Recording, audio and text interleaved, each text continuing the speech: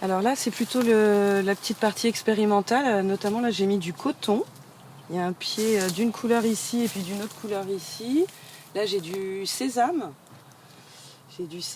J'ai du curcuma qui pousse. Et puis, j'ai également aussi là la courge loufa, qui est une courge qui va quand elle arrivera à maturité, je les mettrai ensuite à sécher et je pourrai en faire des éponges végétales.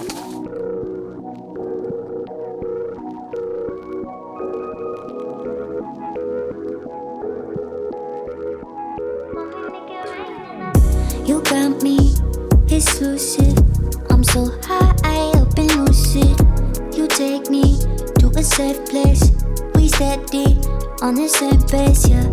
Suite à une reconversion professionnelle, je me suis installée en mai 2020, à Saint-Nazaire-Immaculé, sur une parcelle de 4500 m², que je n'utilise pas en totalité pour le moment. J'ai donc installé des plantes aromatiques et médicinales, que par exemple on peut retrouver le calendula, le souci calendula, les bleuets, les coquelicots,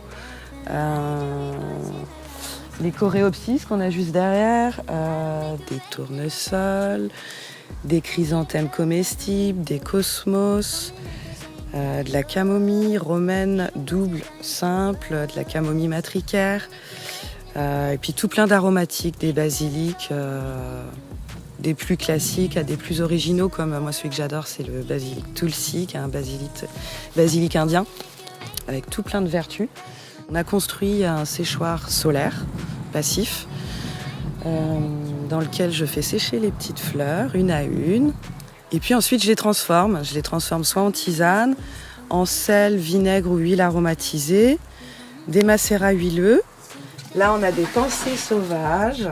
Donc là c'est déjà petit à récolter, mais alors ça rétrécit vraiment. Là c'est des mauves qui ont déjà séché, hein. C'est quasiment presque. Là, la camomille double, romaine double pompon. Là, il y a de la monarde citronnée. Voilà, c'est une plante que je ne connaissais pas, que j'ai installée cette année. J'en avais pas mis l'année dernière. Donc là, c'est le calendula. Souci calendula. Le coquelicot. Donc là, c'est une cueillette d'hier. Et puis là, c'est avant-hier. Ça commence à sécher. Là, les escolzias. Voilà, ça, c'est plutôt une plante pour dormir.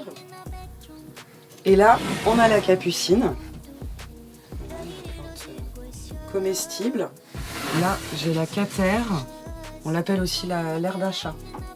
Et c'est une plante assez sympathique pour booster le système immunitaire. Je propose donc des fleurs et des aromates frais en cueillette sur le champ, en cueillette libre. Et puis là, je suis en train de construire une petite cabane de vente pour proposer justement mes produits en vente directe sur le champ.